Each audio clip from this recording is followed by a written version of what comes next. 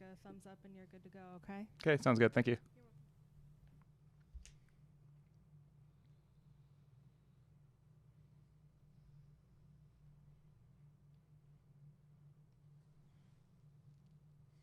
Welcome to group chat, everybody.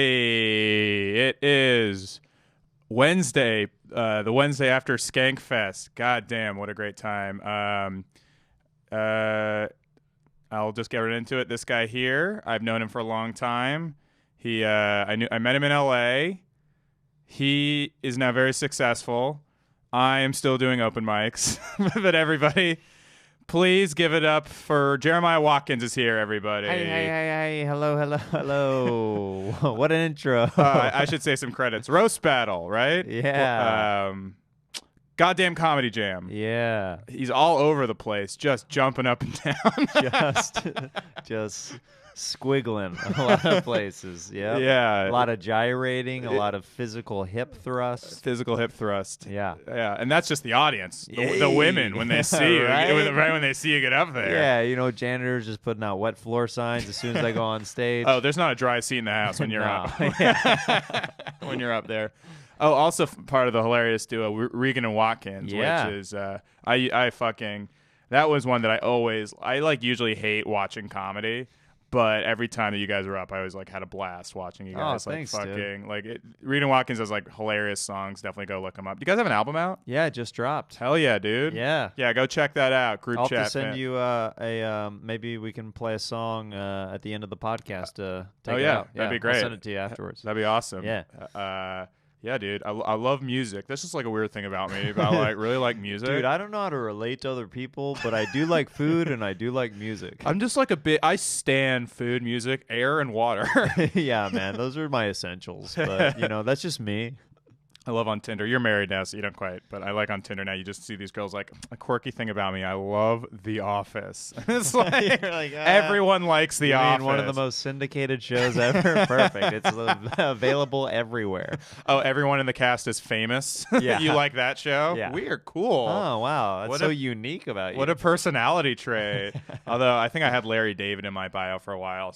And that's not a guy just everybody likes, but whatever. Well, I feel like I feel like a lot of people like him, but he's still alt enough where it's if you say you're a Larry David fan, it's okay, cool. Yeah. It's a specific kind of humor. Something about a girl putting Larry David in her profile, I like that more than The Office for some reason. Oh, of course. Just because, oh, that old man, you like that? Yeah. Oh, yeah. So, if you like that, then you'll like Robbie Goodwin. You're gonna love if you love unlikable old men who seem to crash and burn every relationship. You're gonna love this guy, much less rich version. How you doing, man? You're in town for a few days. Are you glad to be here? Yeah, I've been trying to soak up that NY scene as much as I can. Yeah. And, you just hang out at NYU all day. Yeah. Just trying to meet college girls. Where are the shows? They're we have classes. I'm okay, but when does that start? How big of an audience? You mean the students in the classroom? Can I do a quick set? Yeah. Your biology 101? Yeah, professor, hey, can I talk to you over here for a second? Yeah, I'm going to do a quick pop-in on your lesson. Skankfest was you were at we were both at Skankfest this week. Yeah, man. Did you have a good time there? That was I couldn't believe it. I kept I almost had too good of a time, I think, because I was bothering people, telling them how good of a time I was having. We get it, Robbie. You're having the time of your life. Yeah, it was like Anchorman when Ron Burgundy's we're having a great conversation. That's what I kept doing. I stage dove 2 nights in a row, Nice. and which was amazing. It was at your show, the goddamn Comedy Jam. Yeah, I saw that. You were on another level that night. I enjoyed seeing you and that high energy of a mood. It was great. Yeah, and that's what I'm talking about though, because all I got back was, yeah, dude, Big Joe's yeah, you were having the time of your life. I'm oh, I don't want to hear that I made any kind of impact at all. I just want to blend in From other people, yeah. But then I'm just but I was in such a good mood. I mean, I was it was like a drug stage diving, man. It was crazy. Have you ever done it before? Have you ever done that before? No, I purposely don't stage dive because I'm kind of I'm kind of wild throughout the show, and I don't want. I want to make sure if other people want to do it, then I'll help them get back to the stage. I kind of like stay at home based, like just in case somebody runs off and does it. Yeah. Then I'm there to kind of help grab them and like facilitate it back. Yeah. See, I'm just like kind of a huge pussy, and Louis J. Gomez pushed me into the crowd, and the fact that I was forced to do it, and then it paid off, and it was really fun. Like really felt like I don't know. It was cool. It was like a conquer your fear kind of. Yeah. You know, I can see why Tony Robbins makes people like walk on hot coals and shit like that. Like it's like a weird emotional. Find yourself. I forgive my dad.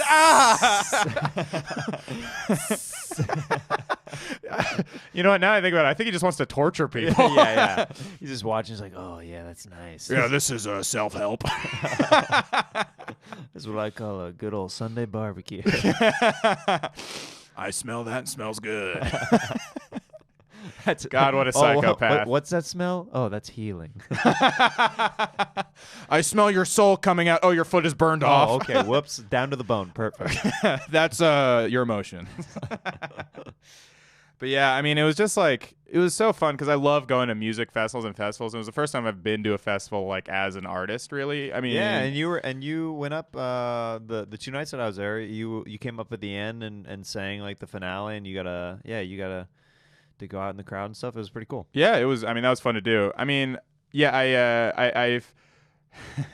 I'll tell you a story about that after, but I felt bad too because I was you know, like full disclosure, I had been drinking and I was like just super high on the festival. So I don't know, I kind of felt like the morning after I was like, fuck, should I have like not stage hogged that much? Do you know what I mean? But I was also, you're fine. There's so many people on stage, it doesn't matter. Like it's one of those things where nobody was like, man, Robbie's really hamming it up here. There's literally so many other people. Everybody's just having a good time, and like comics recognize like it's exciting at the end. Everybody's like celebrating like the weekend and everything. Yeah. Just that energy of those fans too is like, it's kind of unlike anything I've ever been a part of. It's pretty or next seen. level. Yeah. It's they get really into it, and it makes you feel good because you're like, oh, this is like, you know, like you were telling me this weekend that people were running up to you and they, you know, were recognizing you from podcasts. Yeah. That's it a was cool weird. thing. Yeah, because you know, on whenever we're doing open mics or whatever or shows around the scene,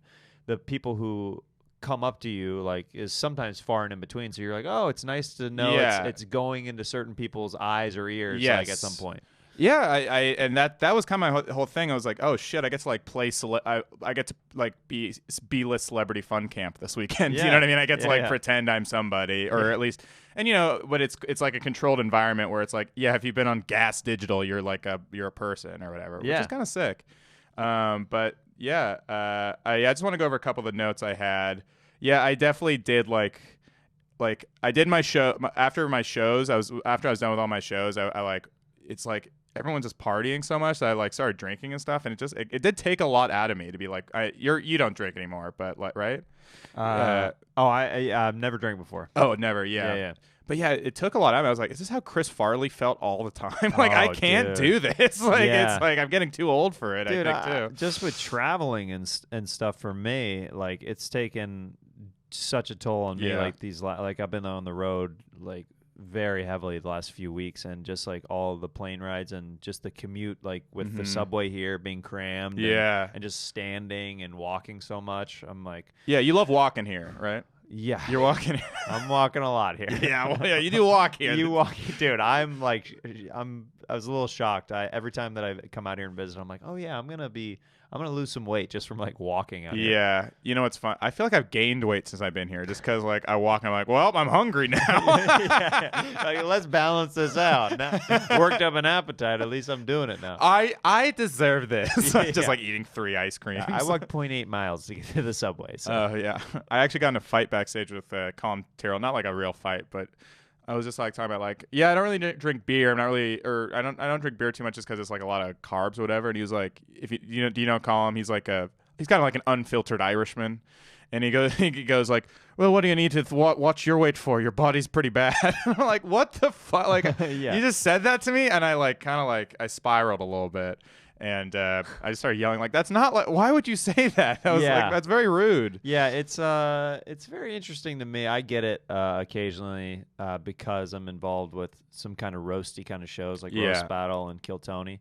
I'll get like some unprovoked comments where I'm almost like, "That we're not like in a show. This is just like we're like in life right now." Yeah, dude, I got that right because I did the roast battle at Skankfest. Like I did it and I was like, and afterwards it was like people were like, you know, they're excited for me and that I did good and I was on the roast battle, but then they'd be like, start keeping it going and being mean to me and saying mean things, and I'm like, and I kept on to say like, the roast is over, guys. The roast is done. We're all done here, guys. The show is done. I have feelings again. So yeah, I did a show last night out here in New York where they didn't even tell me. Otherwise, I would have prepared some stuff for them, I guess. It was just it was very kind of bizarre. I did a stand-up set and then afterwards they pulled up pictures and roasted me after my set, and I'm like, they ambushed you with that? Yeah, I'm like, I don't get a rebuttal. I wasn't told the theme of the show or anything. And then like I just like sat in the back like while people were laughing at me, and I'm like, well, that's nice that this is getting more laughs than my actual stand-up just did. I'm like, all right, well, here we go. It sucks how funny bullying is. It really sucks. Nothing's funnier than seeing a bully push a kid into the mud. No, I'm kidding. Dude, I remember my dad getting so mad at me. Like he was driving me to school one morning and a kid fell off his bike and I just started dying laughing. Yeah. And my dad's like, "Why is that funny? Why are you laughing at a kid getting hurt? He could seriously be hurt." And I was like, sorry. Yeah. I don't know. It's just guttural. It just came out. Yeah. I mean, it is funny. Right. Yeah. Like when I watch videos, I don't know why this is coming to mind, but you remember that Mayor Rob Ford? Yeah. That crack addict? I love just watching videos of that guy just fall down and be fat. It's like, this is the most basic. Right.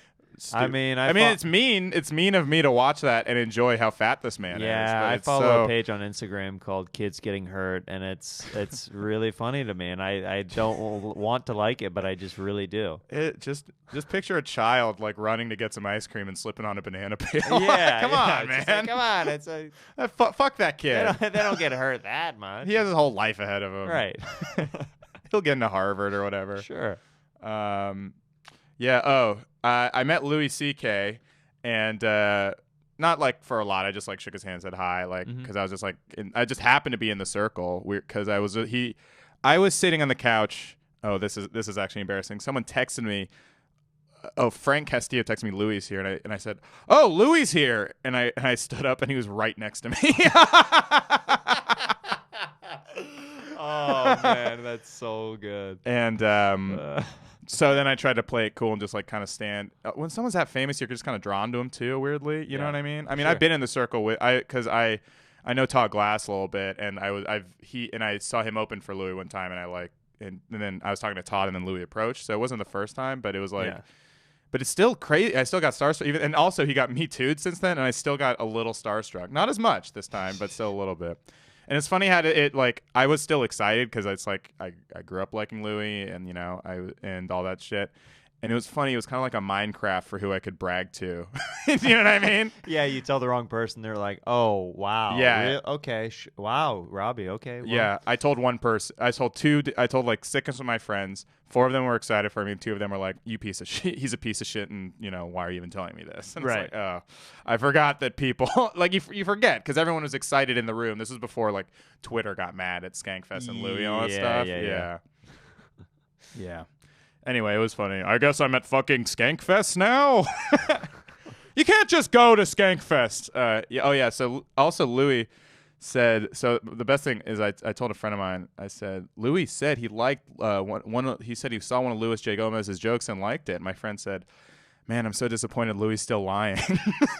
Oh man, roasted. That was great. Roasted. But yeah, and.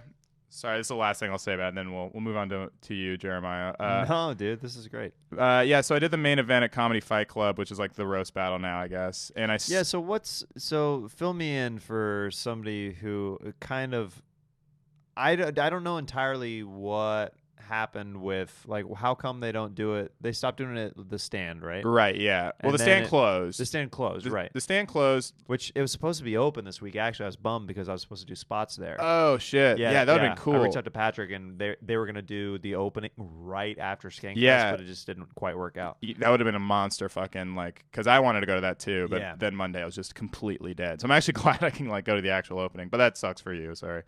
Yeah. Another time. Sorry, buddy. More like the sit down. Hey.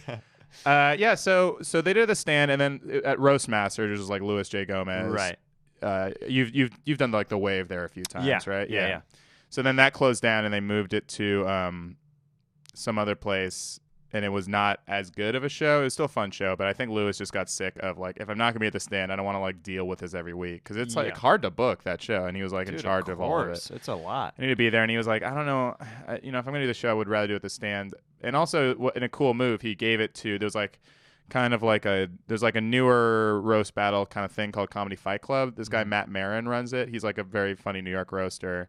And he was like, okay, so we'll give these guys all the gas digital equipment, and they can like get their stuff together, and then by the time the new stand opens up, this is the new roast show, is this show called Comedy Fight Club. Nice. And they had like a weird kind of like format, and now they're going to switch back to Roast Masters format. Yeah. So it's just going to be the roast battle with a new host, basically. And that's what I did. That's what I did this weekend. Yeah, it was like fucking 12 jokes and it was like you had to. I had to do 12 jokes. Yeah, that's so much. I know. So and how long did that battle last? It was like 20 minutes. Yeah, I was up there. 12 jokes is a slugfest. It was, dude. And I had a really strong first round because it was like 4 jokes and plus like riffing and stuff like that. And then I completely bombed the second round. Because I don't do that.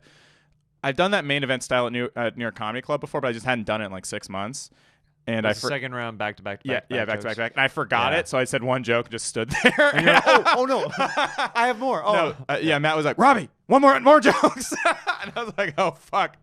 And then I was just dead in the water that round. Completely. You lose momentum quickly. Yeah, people, and also they were like, weirdly, they weren't on my side, even though it was a clear just mistake. Yeah. And then the last round, I kind of pulled it out again, and I won the audience vote, but Lewis voted against me as a joke, and then everyone else was like, yeah, no, the other guy won. But it's fine. I'd rather have a good battle than win, and like, I'd rather lose a good battle than win a bad battle. That's what I tell anybody who sometimes they get bummed out in L.A. I was bummed, after a loss. I'm like, hey, if you put on a good show for people for roast battles, that's all that matters. Nobody at the end of the day is like, man, I can't believe Robbie lost that. They're thinking like, oh, no, that was a fun show. Like, he had some really good jokes. Yeah. I just wanted that fucking belt so bad. It was for the damn belt. Oh, yeah. That's hard. That's hard. I wanted the fucking belt. Yeah. I don't know. I don't own a belt. I can use one. All right. So Jeremiah is a really funny comedian. Judd Apatow said you made him fall back in love with comedy again. Mm-hmm. Would you mind making him fall back out of love? He's taking too many spots. I'll do my best. I'll try to do something, some other kind of stunt or some other kind of crazy thing to get him out of it. Did he talk to you after that? Because it was on the TV show, the Comedy Central Roast Battle. Have you met him? Yeah. We're super friendly now. Nice. Like anytime, because he and Pete. We did the roast battle episode of Crashing. So, oh, cool. So we was he like on set during Crashing? He actually wasn't in town that weekend. It was a different director that weekend, but I've seen Judd a lot since then, like at the store and the improv and stuff like that. And we're friendly. We talk like when he's around or in town. That's cool. I mean, that's a great guy to know, I feel like. Yeah, he... in my opinion, that's a good guy to know. I think you're alone in that opinion. Oh, really funny. I told my mom, I texted Louie, and she said, you should ask him if you can open for him. And I was like, good idea, Mom. And she's like, here's what you say. Go, Mr. CK. Yeah. That's such an awesome mom move. It's like they're just always looking out for us next step, even though like they just don't know the mechanics of anything. Yeah, or in how much trouble I might get. Yeah. Man. Yeah, I mean, it's like, Mom, I'm lucky to meet him. You do Regan Watkins, as I mentioned. Which of you is rude-ass Simon and which of you is dumbass Garfunkel? Oh, wow. That's interesting. I think we... you don't have to answer that. Yeah. Do you have any like musical duos you like took inspiration from, or like you guys are parodying at all? Well, I mean, we definitely are. We actually love Simon and Garfunkel. Oh, really? Yeah. Oh, yeah. Don't you do Bridge Over Troubled Water, or like we cover do, one of those? The Sound of Silence. There we do go, like our own version of that song. Yeah, so that's great. Pat and I spend a lot of time rehearsing our harmonies and stuff like that. Nice. So that's always a thing. That part of the rehearsal process when we're writing and stuff like that, before we get it to the stage, we make sure that it sounds really good. Yeah. And not only it's funny, but like we want it to sound like real music. Yeah, that's the best comedy music, is when it like sounds really good. Well, yeah, too. that's why. I mean, we're we're definitely influenced by like Tenacious D and Flight of the Conchords. More specifically, probably and Lonely Island as well, but like Tenacious D and Flight of the Conchords, they're musicians as well as comedians. Yeah. So that's kind of what we're more striving for, like with the album that we just put out. Like all of our songs, like a good portion of them are full band songs. We have like a lead electric guitarist, a bassist, drums, like the whole thing. And we want it to sound like real music, and it happened to be funny as well. That's great. Yeah, I just saw Lily on this. I've seen Tenacious D and Lily on live, and Tenacious D, I think I like Tenacious D more because they're like rocking out live a little bit. Lonely Island was all beats. They were great too, and they were super funny. You know what's funny is I feel like you actually have kind of an advantage in comedy music if your songs aren't well known yet, because nobody knows the jokes. Do you know what I mean? Nobody knows like the actual comedy beats. Right.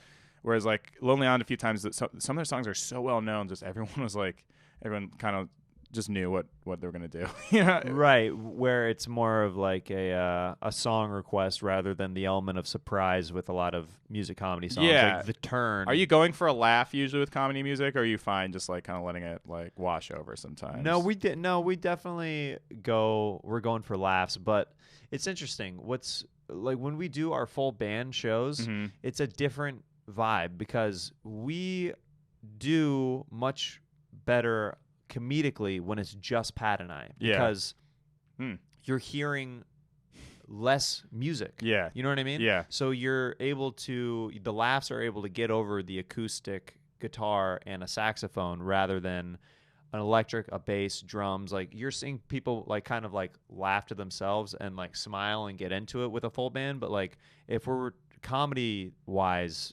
we're definitely acoustically is like a better comedy club environment. Like, definitely to get laughs and stuff like that. Yeah. It's also just goofy that the band is just a guitar and a sax. Oh, it's so There's ridiculous. Something so goofy it's about so that. ridiculous. Yeah. You know, Weird Al learned the accordion because he was just like, this is the silliest instrument possible. Oh, good call. What a weird guy. Weird Al Yankovic. My favorite John Huck joke. Do you know John Huck? No. He's got this great joke where he goes, my cousin, hopefully I'm not butchering this. He goes, my cousin was at a restaurant or he goes, no, I was at a restaurant and I told my cousin, I go, dude, you'll never guess who I saw at this restaurant. I saw Weird Al. And he goes, Yankovic? And I'm like, no, I saw Weird Al Pacino at the restaurant. Okay, I would love that. Weird Al Pacino. Right, isn't that... I'm fat. Yeah. I'm really, really fat. Yeah. Shout out to John Huck. I love that joke. That is hilarious. Yeah. God, that's great. Stand Up on the Spot, your show that you do, named by GQ as one of the 5 best shows in America. Yeah. The other 4 shows, I assume, are pictures of suits. It was I'm so happy to have that acclaim behind Stand Up on the Spot. I love one of 5 funniest nights in America. Our buddy Eric Andre helped us out with that. He was being check interviewed. Him out. Gotta check him out. Yeah. He loves doing the show, and he's one of the regular performers in LA. And you get monster names on there, like some of the biggest. biggest. It's cool, man. It's I'm super grateful that people dig the show, because a lot of people end up getting solid material out of it. Yeah, because that's they're cool. just riffing in the moment. Joe Rogan said he liked it, right? Yeah, he's a big supporter of the show. He's helped the show a lot. Although he thought that Stand Up on the Spot stood for DMT. He's like, this isn't quite adding up. Wow, it really expands your mind. Yeah, one time we were at the store, you and me talking, and Brian Redband like came up to us or something, and he was like, and I didn't know him, and I just met him, and he was like, "Oh yeah, we did stand up on the spot together, right?" And I was like, "No." He was like, "No, definitely." And I didn't want to. We were both like, "No, Robbie, he's not. He's not quite caliber." You're great riffing though. You're a great riffer. Yeah, they call me Peter Riffin. I know. I love that. Anytime, dude. We've done a lot of mics together over the years, and a decent amount of shows, and I love just seeing you go and riff. That's some of my favorite stuff when I see comics just get loose. I hate when comics that's what I like about that show. It's like I think there's like there's a lot of comics are like scared to do anything but like they're just act. Yeah. So when they like go off, it's like fun to watch. Dude, Bobby Lee is one of my favorite people to have on the show. He's only done it a few times. Mm-hmm. And as a favor of me just being friends with him over the years, me begging him like, dude, I know you're good at this. Yeah. And he does it and he kills, but he likes getting the laughs where he knows they're going to come. Yeah. You know what I mean? Yeah, like, totally. He likes having a solid headlining act where he's like, nope, it's scripted. Like, I'm going to get laughs here, here, and here. I actually wouldn't think that. I would have thought he'd go more crazy off the cuff kind of because he's a wild performer. Dude, anytime he riffs during his headlining sets, it's my favorite thing, but he stays pretty within the lines of his written stuff. That's really, I would not have guessed that. Yeah. Because I like seeing, because I feel like that kind of shows how naturally funny you are. Oh, dude. And that's kind of like what I want to see at the end of the day. Sure. It's cool to create something in the moment. I wish it, like my favorite show at Skankfest this weekend was the crowd work show that they did. Because they were just like it was like Tim Dillon just crushing, like being really rude to people. And just I was actually astonished at how funny he was off the cuff on stage. He's great. He's actually, I'm doing a stand up on the spot later tonight, and he's gonna do it. Oh, nice. Maybe I'll come see that. I'd actually really like to see that. Yeah. Oh yeah. So you're in what I call the Rogan Bubble. Oh really? I think so, right? Aren't you kind of in that crew? I don't know. I guess so. I don't know. Yeah, the Rogan Bubble. By the way, I'm referring to his big bald head. Yikes! I'm never getting on there now. No, I'm kidding. But yeah, you're like with like I feel like there's like he has his crew of comics like Tony Hinchcliffe and like all those guys and you know all those guys. Yeah, right? I feel like I'm in like a subsidiary like kind of group. The Comedy Store scene. Like I haven't done Joe's podcast yet, but a lot of those guys like I'm good buddies with like Tony and Santino and Shab and those guys. So. Oh, cool. That's awesome. Yeah, I mean that's the store. So when you started the Comedy Store, did you like just start hanging out there all the time? Like once you got to LA, or like, and how long did it take to like start getting spots there and stuff? So here is I'll try to be brief with like the kind of the outline of how like the different points of the trajectory of my time there is. So I moved to LA 2009. Mm.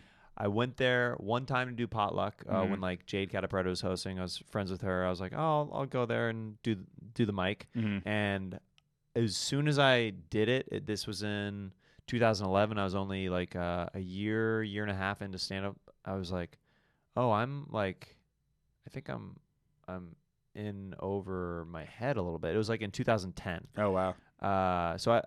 So yeah, it was 2010. I went there one time, and I had just been doing comedy for like under a year.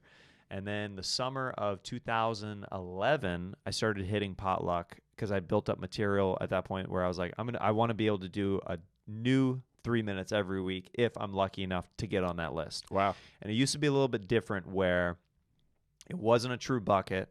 It was a political bucket. Yeah. Which is... It still is like that, I think. To a point. They're like, it's way more of a lottery than it used to be. Really? Yeah. I thought the door guys just like No, it's when Adam took over, that was one of the things that he kind of changed back. Oh, really? He wanted it to be more of like I didn't know that. free for all. Yeah. Oh, just let them get up. Yeah. Just let anybody get up.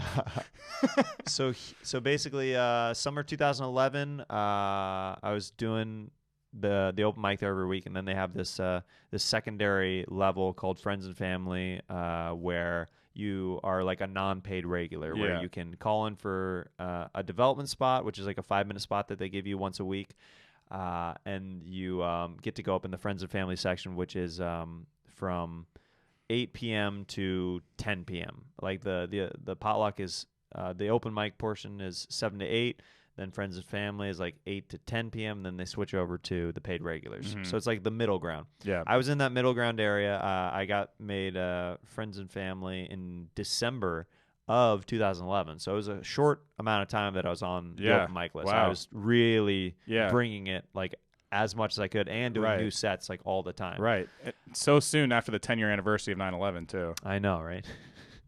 So so from 2012 basically to the fall of 2016, I was doing it every week, and I showcased 3 times for the town coordinator, Adam, at that time, and on the 3rd time, that's when I got 3 times, wow. Yeah. So, and the way they do it is you can only showcase once a year now. Oh, wow. So it's not the way that it used to be for Mitzi back in the day. Like Ari Shafir talks about how he showcased like a crazy amount of times, like 20 sometimes or something. Right.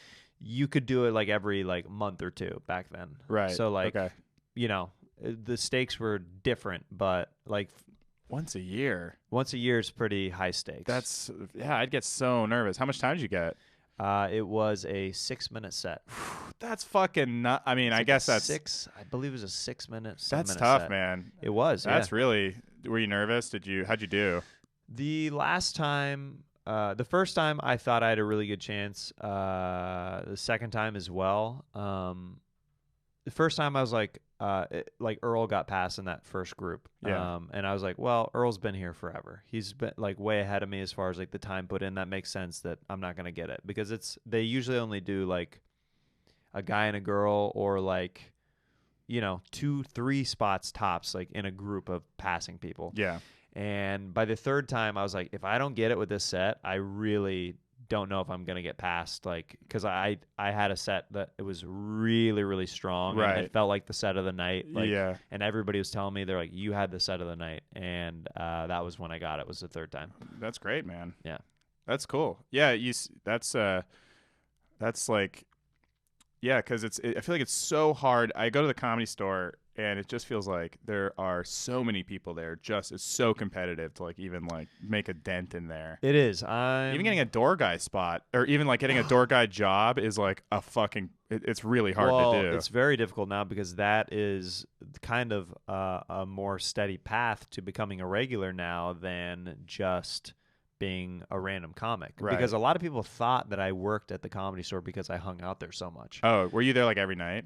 I was there every night hanging out, but it was under a different regime, under a different talent coordinator, where FaceTime meant something a little bit different than what it does now. Does it mean less now? It means less now. Just you have to be a little bit more strategic on when you hang out. It's important to still hang out and be around, but the way it used to be very similar to like a club like the Punchline, where you have to pay your dues by showing up and watching the other comics, and it's kind of like waiting your turn and learning through that way. Got it. But now it's a little bit more, because there's so much star power on those lineups. Yeah. It's way more about kind of like either killing it like just straight up with your comedy or having the credits to be able to back you up to even kind of get in. So it's kind of a weird time right now because a renaissance is going on there right now. Yeah, so it's probably hardest to get in right now. It feels like there's so few spots for newer comics now. I mean, and I don't blame them. Yeah. If fucking Sarah Silverman's trying to get like a 1 a.m. spot, like yeah, dude, anytime I'm on the lineup and I look who's on,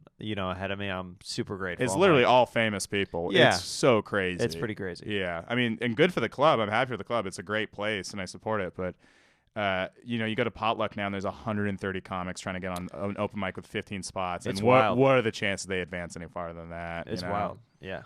Yeah, dude. All right, let's go into what's trending real quick. I forgot to tell you. What's trending? What's trending? O.J. Simpson. Have you seen his Twitter? Oh, yeah. Isn't it just the greatest? It's pretty solid, man. The juice is fucking loose. Yes, it is. It's never been looser than right now. Did you see the golf cart video? Dude, the Michael Jackson one? Oh, my goodness. That's the best. First of all, OJ releasing a thing was like, I don't know what he did, but I love Michael Jackson. Dude, it's really funny. Also, I love that he ends his video by speeding off. Well, it leaves you with so many questions. Was there a person there holding it? Was it on a tripod? Why is there so much wind noise in the video? There's like, I just love that he's like, all right, don't press end. Let me speed off in my car. Yeah. I need a proper ending like for this a fucking video. cartoon character, Yeah. like the Road Runner. yeah. You hear the brake like be released, and then he's just like guns it, and he's out. God damn, I love the juice. He's trying to get a podcast going. Dude, I would listen. I think a lot of people would I would listen to that podcast in a damn second. I told Lewis to try and get him on Gas Digital. That's so funny. Yeah, dude. Real ass dude of the year, O.J. Simpson. Really telling it like it is, dude. He was so good at getting back at his ex-wife. Look, what was she doing out with that waiter? Oh, real ass.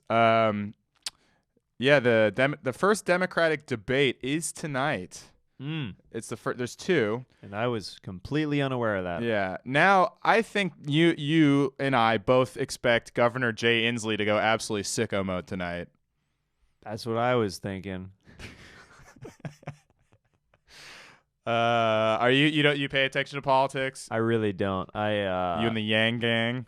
I'm in the Yang gang? What's that? Andrew Yang's this Asian guy. He's just like a Asian business. Oh, the business guy? Yeah, he's trying to give everyone $1,000. Ah.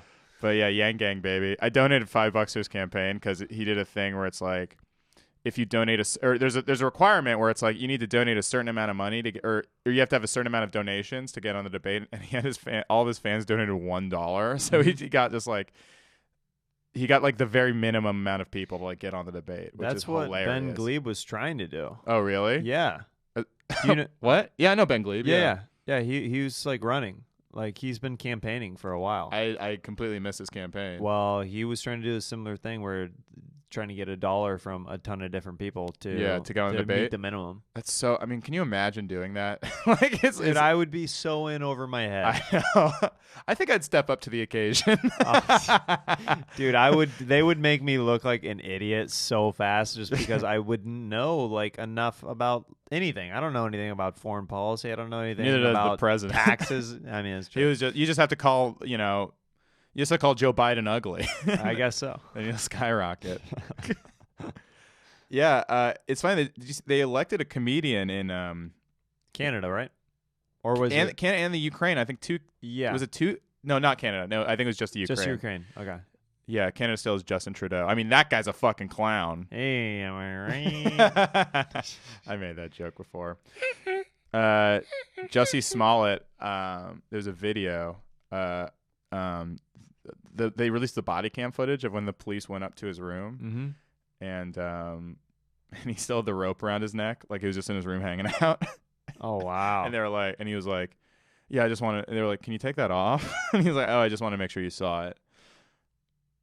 Weird. Yeah, it's so weird. What if he and OJ started a podcast? I would listen to that podcast every day. I've pivoted back to rooting for Jussie Smollett. I'm back on Team Jussie. I mean, dude, the greatest showman. what a great few weeks it's been. Hugh Jackman, take some notes. Yeah, somehow they found out that he Googled himself like 100 times. I mean, I would too if I was in the middle of a big story. Do you think like if you were in the middle of a big scandal, you would like Google, like would you pay attention or you try to not like? Oh, dude, it would be impossible not to. You're being surrounded by it at all times. Like you would want updates on it. Yeah, but I feel like I'd get like so depressed if everyone hated you like that. Yeah. Like if you were in like Louis territory, if you were Louis, would you pay attention to what people are saying about you? You'd have to stop after a while. You'd have to stop. Otherwise, it'd be way too depressing. Yeah. Yeah. He said he stopped. He said he doesn't read anything. Yeah, you can after a point. Yeah. I'm sure it started off with like, what's his first couple stories? And then it's like, oh, this is bad. Yeah. Okay, I'm not going to be able to. What if he was expecting a positive reaction? What, they don't like it? Ooh, I thought they'd like it. I misread my crowd. Someone said they ran into him on the street and they said, and they're like, "Are you okay?" He's like, "I didn't think everyone would be this mad." Pretty good. Yeah. Toy Story is the top movie this week. Toy Story 4. I want to see that, I but do I've too. heard mixed reviews. I love that Toy Story 1 came out so long ago, but that franchise is still so huge that it's grandfathered in, that it's a huge summer movie where Tom Hanks and Tim Allen are equal stars. Yeah. Like Tim Allen is in the #1 movie this weekend. It's like such a throwback. Yeah, it's pretty wild when you think about it. Is Randy Newman still alive? Yeah, he's still alive. Did he do music for this new one? Does he do new? I thought they just redo that first song he did over and over again. I mean, it's the remix. Toy Story 4 remix. Randy Newman. I would love to hear some new Randy Newman hits on Toy Story 4. Yeah. How about DJ Khaled presents Randy Newman? Oh. I saw Aladdin, and during the credits, it was like Aladdin. It was like him with jazz and all that shit. And then over the credits, the first thing is like, DJ Khaled, and then Will Smith going, woo, ha ha, and then he just goes into a DJ Khaled Will Smith rap, and I was like, is this what people? How did this happen? I heard Aladdin wasn't good. It was real bad. I mean, it was. Actually, Will Smith was really good in it. Dude, I think The Lion King is going to be epically good. I think it looks great. The visuals look awesome. Dude. I'm rooting for it. I really am. I want it to succeed, yeah. Yeah. Seth Rogen as Pumbaa, I'm giving pause to, but I think it could be cool. And who's playing Timon? Do you know? Is it Nathan Lane again? It should be, because who the fuck else could be Timon? I mean, I don't know. God, I loved Timon when I was a kid. He was course. like my favorite of all of them. He was like my favorite. I can see what's happening. That's good. They haven't got a clue. I'm gay. It's like, oh no, we're they'll fall in love, and here's the bottom line. Wow, that's really good. Our trio's down to 2. Oh. I love that movie. Simba. Yeah. Simba. Who is playing? Is it him again? Same guy. He's back. Yeah. Dude. Yeah. James Earl Jones, right? Yeah. Simba. It's so good. I think John Oliver as Zazu is the best casting. That's very great. Because he kind of reminds me of a bird who tells me to wake up. Yeah. Every day. Do you know who? Here's why the Scott administration is total bullshit. Oh, that's great. Yeah. Hashtag Pride Rock. Pride Rock. Pride Month. That's really good. Thanks. That was the first time I've done it, so really? I could have It's not solid. stuck that landing. It's yeah. solid. Rafiki. Do we know who Rafiki is? Why don't I just pull up the Lion King? I guess we have phones and stuff. This is a good. Eric Andre is playing one of the hyenas, which I love. Oh, really? Yeah. Score! Is Hannibal the other one? Dude, ranch it up. Pride Rock! I can only do him yelling. Yeah. Let's see. All right. Donald Glover is Simba. Eric Andre is Azizi. Key's in it. Beyonce's Nala. That's a really good vocal choice for Nala. Billy Eichner's Timon. I'm objecting to that. I like Billy Eichner. Okay, then I guess I can see that. I can see it, but that feels like one where it's like he's very hot right now. We got to put him in. I don't know. We'll see. I think it'd be cool. It could be good. And yeah, James Earl Jones. Oh, Chewy LTE Jofor. I'm sorry, I can't pronounce that. He's Scar. Anyway, you heard it here. I would love to have Benicio del Toro play Scar. That would be freaking dope. What about Javier Bardem as Scar? That'd be very good too. Pick one, friendo. I'm going to kill your father. Yeah. Listen, your belly, my nephew. No country for old lions. Yeah. What happens? What happens to that guy in No Country? He just gets away, or does he die? I forget. No, I think he ends up getting killed at the very, very end. I thought he just got his foot hurt or something. I don't know. I need to rewatch that movie. Yeah, it's been a minute. Yeah. I love Tommy Lee Jones. I'm pissed. Apparently, Tommy Lee Jones hated Will Smith in Men in Black 1, apparently. Really? He didn't enjoy being in the movie the whole time, but then just made $1 million. Like, all right, I guess I'm in this franchise now. I love him. Yeah, I mean, he's my Will old buddy. yeah, exactly. They were both Tommy Lee Jones and Jim Carrey were both in what's that movie? Fucking Batman Forever. Yeah. And I guess Jim Carrey ran into him afterwards at a restaurant, and Jim Carrey's like, "Hey, Tommy, how's it going?" And he said, "I don't like you. I do not sanction your buffoonery." Yeah, I've heard that story. Is that crazy? Yeah, that's wild. How dare you? Oh yeah, wait, were you in that show I'm Dying Up Here, the Jim Carrey show? So I was, but I got cut out. It was one of those. It was one of those That was a role that I've been cut out of a lot of stuff, but that one was rough because I loved the part that I got so much. What was your part?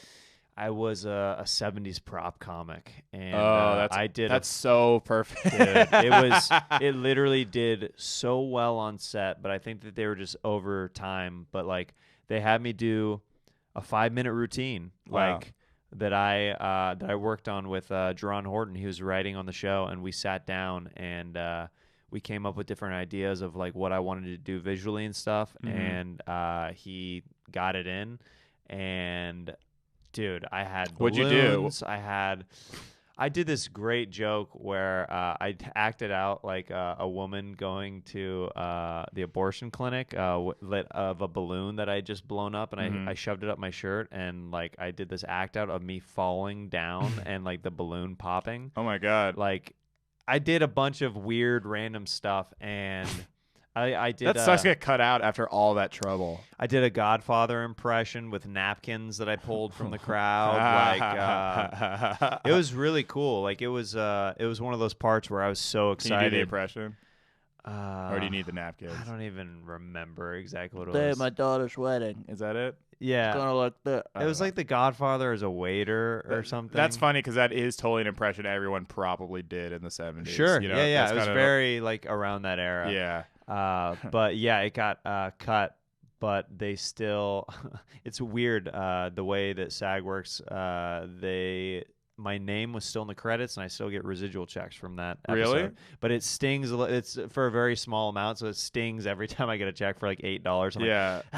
It's $8 to remind you got cut out of something. Yeah, exactly. Yeah. Yeah. But it was cool. I mean, it was awesome being on set that day and seeing Santino and Eric Griffin and Al Madrigal kind of in their element and them acting, because I don't get to see those sides of them, like like in the comedy club. So it was cool to see some of our peers like acting and stuff like that. It was pretty great. Was it a real show or was it a fake show?